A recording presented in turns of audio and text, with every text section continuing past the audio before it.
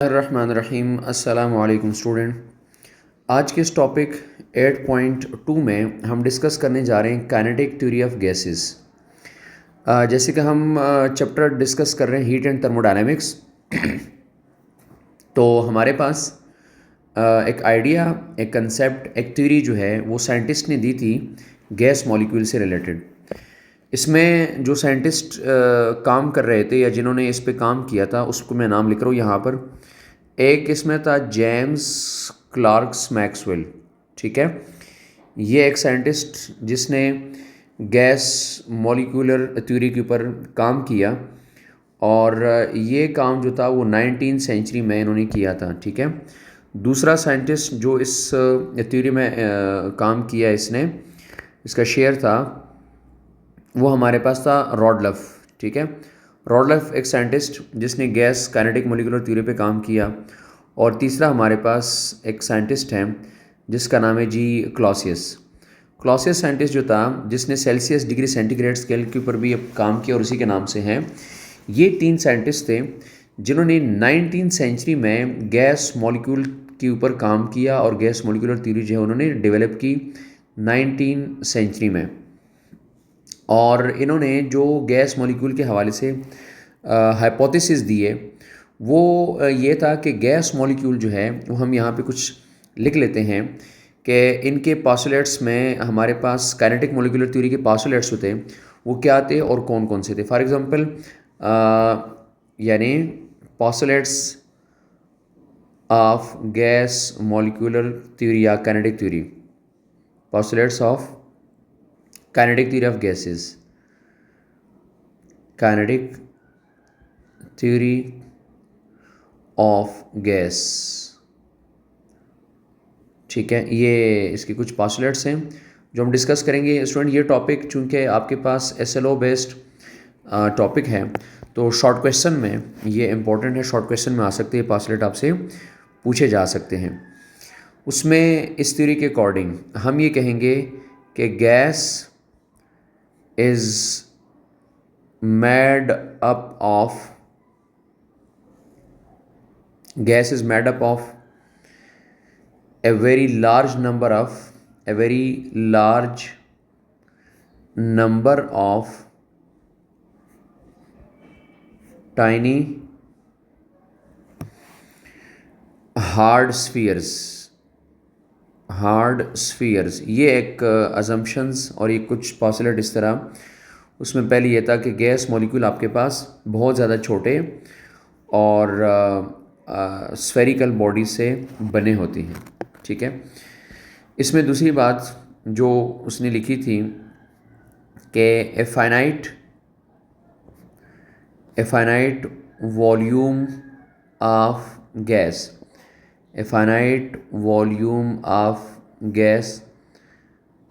contains large number of gas molecule. यानी large number का मतलब ये है कि यहाँ पर अगर हम इनफाइनाइट भी कह देते हैं तो भी ठीक होगा। Finite volume of gas molecule contains infinite number of gas molecule. यानी इसमें infinite number of gas molecule आते हैं अगर हमारे पास वॉल्यूम फाइनाइट भी हो। ठीक है, ये सेकंड पोस्टुलेट हो गया। स्टूडेंट, इसका थर्ड पोस्टुलेट ये कहता है कि गैस मॉलिक्यूल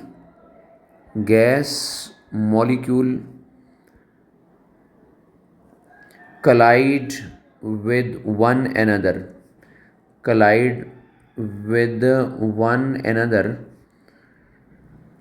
and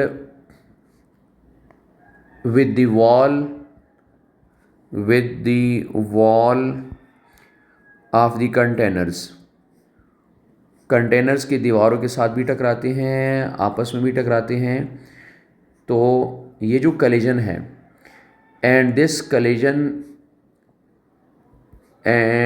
कलिजन ये जो आपस में टकरा रहे हैं और दीवारों के साथ टकरा रहे हैं, ये परफेक्टली इलास्टिक कलिजन है। Is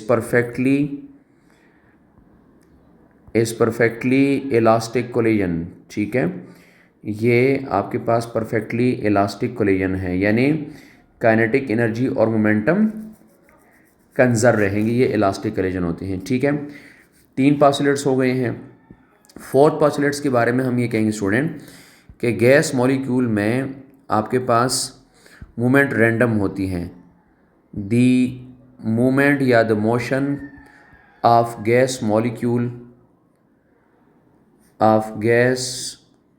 molecule is random, and हम ये भी कहते हैं कि न्यूटन लॉज ऑफ मोशन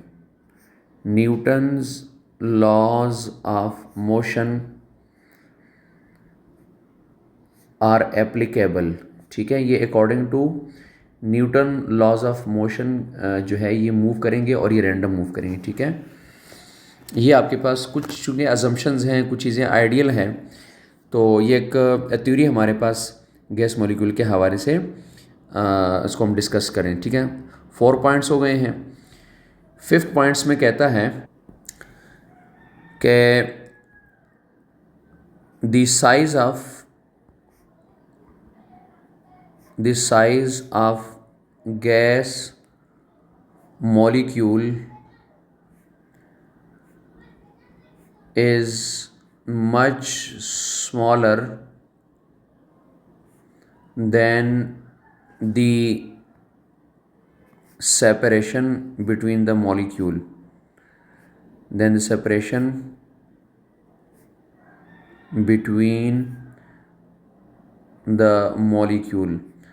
तो ये आपके पास कह रहा है कि जी साइज़ जो है वो मॉलिक्यूल का काफ़ी छोटा होता है और सेपरेशन जो है वो आपके पास ज़्यादा होती हैं। एक और पास्टुलेट यहाँ लिखेंगे।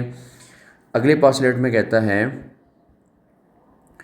कि molecule exert no force on each other. Molecule exert no force on each other during collision. ठीक है, जब मॉलिक्यूल आपस में टकराते हैं तो ये आपके पास कोई फोर्स एक्सर्ट नहीं करते, लेकिन तब करेंगे जब आपके पास मॉलिक्यूल सिर्फ टकराने के दौरान, एक्सेप्ट ड्यूरिंग अ कोलिजन। वैसे नहीं करेंगे, 2 मॉलिक्यूल आपस में दूर दूर हैं तो टकरा नहीं रहे, आपस में मूव कर रहे हैं, तो आपस में कोई फोर्स एक्सर्ट नहीं करेंगे। ठीक है, लेकिन जब वो टकराएंगे तो फिर फोर्स एक्सर्ट करेंगे। अब स्टूडेंट ये देखें, आपको मैंने अभी कुछ देर पहले कहा कि ये कुछ अजम्पशंस हैं जिसके ऊपर ये थ्योरी जो है वो डेवलप हुई है। ठीक है, कुछ पास्टुलेट्स हैं। तो ये आपके पास 4-5 पॉइंट्स मैंने लिखे हैं। ये शॉर्ट क्वेश्चन में आ सकता है कि what are the postulates of kinetic theory of gases. ठीक हो गया, तो ये आपके पास कुछ अजम्पशंस हैं जिसके ऊपर गैसेस को डिस्कस किया गया है। स्टूडेंट आगे छोटा सा कंसेप्ट है, हमने चूँकि आइडियल गैस के हवाले से डिस्कस किया है, आइडियल गैस इक्वेशन भी हमने डिस्कस किया है। आइडियल गैसेस हमारे पास कौन सी होती हैं और उसमें क्या कंडीशंस होती हैं। आइडियल गैस के हवाले से हम कहेंगे कि दोज गैसेस विच फॉलो या which obey gas laws at all conditions. ये आपके पास गैसेस लॉ होते हैं, जो बॉयल्स लॉ है, चार्ल्स लॉ है, एवोगैड्रो लॉ है, एमंटॉन्स लॉ है, पिछले किसी लेक्चर में डिस्कस किया है। कहते हैं ये सारे गैस लॉ जो है वो फॉलो कर लें, उसको हम कहते हैं आइडियल गैस। और हमारे पास अगर हम बात करें तो इस तरह कि कंडीशंस क्या होती हैं कि कोई गैस आइडियल गैस बिहेव करेगा। Conditions for real gas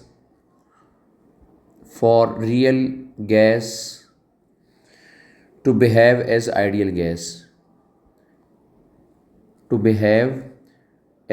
ideal gas, ठीक है। अब हमारे पास क्या कंडीशन होती हैं कि आपके पास कोई रियल गैस जो है वो बिहेव करे एज आइडियल गैस। ठीक है, आपके पास एक आसान सी स्टूडेंट एक कंडीशन है। वो कंडीशन ये है कि आपके पास अगर पहली बात ये है कि कंडीशन को मैं यहाँ लिख रहा हूँ कि आपके पास लो प्रेशर हो। ठीक है, लो प्रेशर हो आपके पास रियल गैस भी आइडियल गैस का बिहेवियर शो करेगा। और सेकंड कंडीशन ये है कि आपके पास हाई टेम्परेचर हो, ठीक है, हाई टेम्परेचर। तो लो प्रेशर और हाई टेम्परेचर वो कंडीशंस हैं कि जिसके ऊपर आपके पास रियल गैस भी आइडियल की तरह बिहेव करना स्टार्ट करेगा। स्टूडेंट, ये जो दो कंडीशन है लो प्रेशर और हाई टेम्परेचर पे, इसमें जो रिजल्ट्स निकलेंगे, एक रिजल्ट आपके पास ये हो जाएगा कि at low pressure at high temperature distance between gas molecule will be large. Distance between gas molecules आपके पास क्या हो जाएगा, विल बी लार्ज। अगर लो प्रेशर हो और हाई टेम्परेचर हो तो डिस्टेंस आपके पास क्या हो, लार्ज हो जाए बिटवीन द गैस मॉलिक्यूल। दूसरी बात आपके पास ये हो जाए कि inter molecular forces are negligible. ठीक है, आपके पास इंटर मॉलिक्यूलर फोर्सेस जो गैस मॉलिक्यूल के दरमियान होने हैं, inter molecular forces will be very small, जिसको हम कहते हैं विल बी स्मॉल, या जिसको हम कहते हैं जी नेग्लिजिबल। तो अगर ये सिचुएशन बन जाए तो हमारे पास जो गैसेस होते हैं, रियल गैसेस होंगे, वो भी आपके पास as a ideal behaviour show करेंगे। यानी लो प्रेशर हाई टेम्परेचर के ऊपर ये दो रिजल्ट्स आपके पास निकलने वाले हैं। ठीक है, आपके पास जिस मॉलिक्यूल का लो प्रेशर हो, हाई टेम्परेचर हो, उसका रिजल्ट निकलेगा कि distance between the molecule will be large और inter molecular forces will be small या नेग्लिजिबल। तो gas will behave as a ideal gas. Student, इसको हम देखेंगे जनरल गैस इक्वेशन से। सो मैं लिखता हूँ यहाँ पे कि फ्रॉम आइडियल गैस इक्वेशन, इसको हम मैथमेटिकली भी देख लेते हैं। वैसे आइडिया हमें हो गया है कि अगर लो प्रेशर हाई टेम्परेचर हो तो फिर आपके पास आइडियलिटी की तरफ हम जाएंगे। जनरल गैस इक्वेशन के according student P V is equal to N R T. ठीक है, ये हमारे पास एक जनरल गैस इक्वेशन है। इसमें अगर हम n को पुट कर देते हैं, फॉर एग्जांपल n को हम पुट कर रहे हैं मैस ऑफ गैस, ठीक है, जो भी गैस मॉलिक्यूल है उसका mess divided by molar mass, या फिर हम mess divided by molar mass. ठीक है, इस तरह इसको लिख लेते हैं। तो इसको फर्दर हम डिस्कस करते हैं, स्मॉल m से डिवाइडेड बाय मोलर मैस को कैपिटल M से लिख लेते हैं। ठीक हो गया। अब ये वैल्यू आप इस इक्वेशन 1 में पुट कर लें तो आपके पास रिजल्ट आएगा, पुट इन इक्वेशन 1, ये जो n की वैल्यू है इसको इक्वेशन 1 में पुट कर लेते हैं। सो रिजल्ट आएगा P V is equal to m divided by capital M into R T. ये हमने वैल्यू पुट कर दी। अब इसमें स्टूडेंट हम इस चीज़ को एडजस्ट इस तरह कर लेते हैं कि P और ये जो M है, इस M को हम ऊपर लेके आते हैं और इस वॉल्यूम को हम नीचे लेके आते हैं। ऐसे इसको आपस में क्रॉस मल्टीप्लाई डिवाइड कर देते हैं। ठीक है, तो हमारे पास कुछ सिचुएशन इस तरह बन जाती हैं कि P M is equal to mass divided by volume, ये लिखा, और आर टी। और student mass divide by volume को हम लिखते हैं density. So P M is equal to, यहाँ पर चूंकि डेंसिटी लिखा जाएगा, रो उसका सिंबल है, और आर टी। ठीक है स्टूडेंट, फाइनली अगर आप डेंसिटी को लिखेंगे, डेंसिटी को अगर आप फाइनली लिखना चाहेंगे तो डेंसिटी का रिजल्ट आपके पास आएगा पी एम, ठीक है, ओवर आर टी। इसमें आर जो है वो जनरल गैस कांस्टेंट है। तो आप फाइनली जब लिखेंगे तो आर को अगर आप कांस्टेंट कर दें, 1/r जनरल गैस कांस्टेंट आपके पास आ जाएगा, कांस्टेंट बीच में आ जाएगा। आप लिखेंगे P M divided by T, 1/r जो था उसको हमने कांस्टेंट कर दिया। तो आपके पास डेंसिटी लिखा जाएगा, density is directly proportional to P pressure, M molar mass divided by temperature. ठीक है, अब इसमें स्टूडेंट अगर आप देखेंगे कि आपके पास अगर डेंसिटी लो करनी हो, ठीक है, यानी लो डेंसिटी हो जाए गैस मॉलिक्यूल की, तो प्रेशर भी लो करना पड़ेगा। तो ये लिखा हुआ है कि एट लो प्रेशर हमारे पास जो है वो आइडियलिटी आएगी। और टेम्परेचर को अगर आप हाई कर देते हैं, हाई टेम्परेचर, तो डेंसिटी लो हो जाएगी। तो देखिए हाई टेम्परेचर दूसरी हमारे पास कंडीशन थी। तो स्टूडेंट इस इक्वेशन के अकॉर्डिंग आपके पास गैस मॉलिक्यूल जो है वो आइडियल बिहेवियर शो करेगा। और अगर इसका इन्वर्स हम कर दें, मतलब हम ये कह दें, ये तो हमारे पास चलें एक इक्वेशन बन गया कि आपके पास आइडियल बिहेवियर जो है वो शो होगा। अगर हम इसका इन्वर्स कर देते हैं, मिसाल हम ये कह देते हैं कि एट लो टेम्परेचर, अगर हम टेम्परेचर को लो कर देते हैं और एट हाई प्रेशर कर देते हैं, एट हाई प्रेशर कर देते हैं, तो आपके पास जो गैस मॉलिक्यूल की डेंसिटी है, density will be high.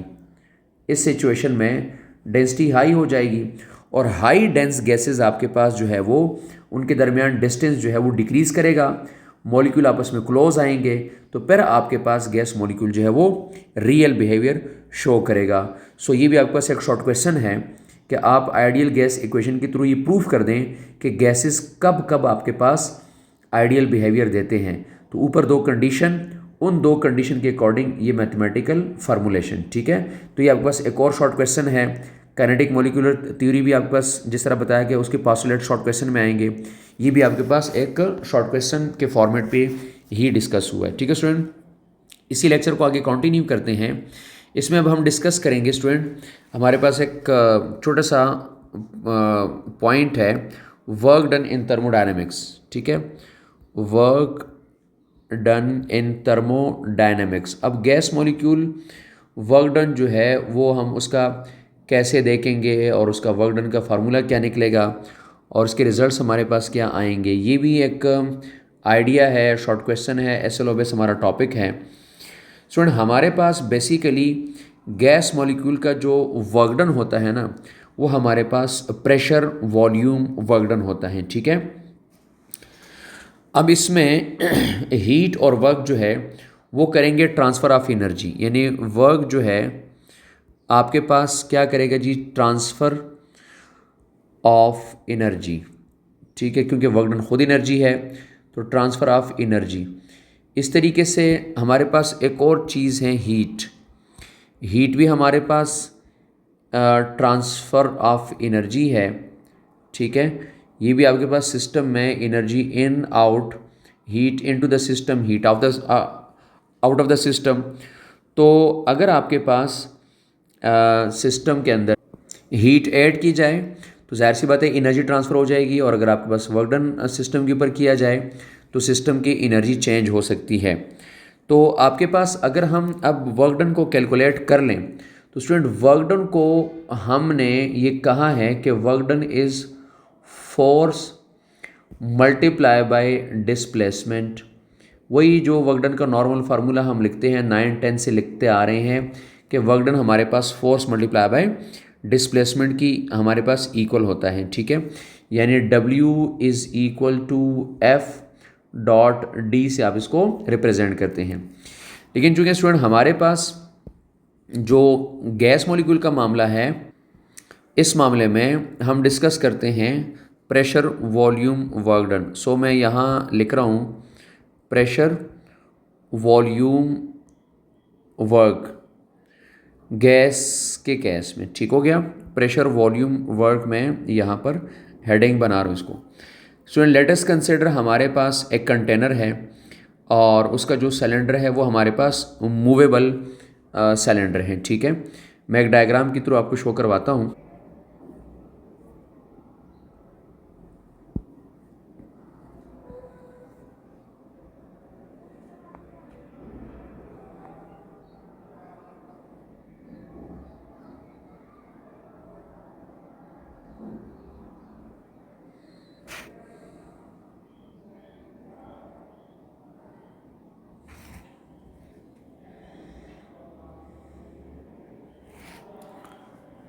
Student इस डायग्राम में आप देखें, इस डायग्राम में ये मैंने यहाँ पर आपके सामने शो करा दिया है।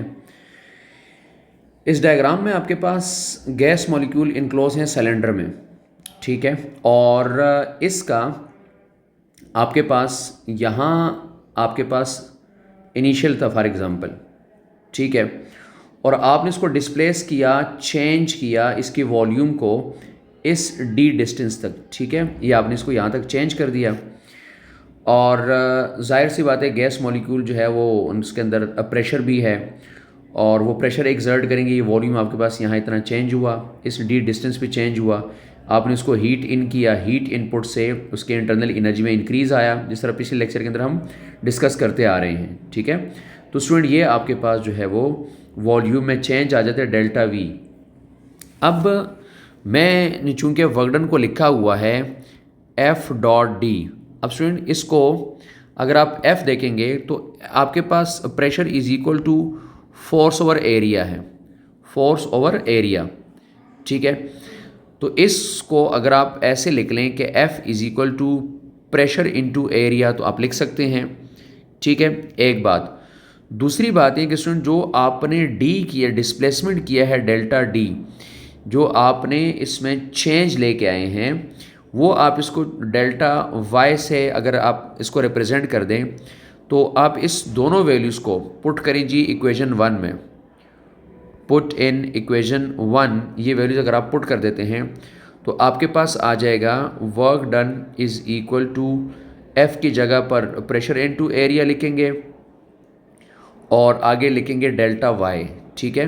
ये लिखा आपने, तो आपके पास चूँकि जो वर्क डन अब फाइनल होगा वो हो जाएगा आपके पास एरिया और डेल्टा वाई। अब स्टूडेंट एरिया जो है वो आपके पास जाहिर सी बात है एरिया आप लिखते हैं मीटर स्क्वायर में और डेल्टा वाई मीटर में, स्टूडेंट इससे बनेगा मीटर क्यूब, तो ये आपके पास वॉल्यूम बन जाएगा, ठीक है। तो आप फाइनली लिखेंगे कि प्रेशर के केस में work done is equal to P delta V बन जाएगा। सो इसको आप कहते हैं pressure volume work done in case of gas molecule, ठीक है। और ये जो वर्क डन है ये work done by gas on the piston है, ठीक है। और P जो है आपके पास एक्सटर्नल प्रेशर है जो कि गैस मॉलिक्यूल को क्या जो प्रेशर है उसको अपोज किया, और डेल्टा V आपके पास चेंज इन वॉल्यूम है, ठीक है स्टूडेंट। तीन चीज़ें हैं ना, ये आपके पास work done by the gas, P external pressure है जिसने इंटरनल प्रेशर का मुकाबला किया, अपोज किया, और डेल्टा V आपके पास क्या है, चेंज इन वॉल्यूम है। डेल्टा V को ज़ाहिर आप लिख सकते हैं V final minus V initial, ठीक है।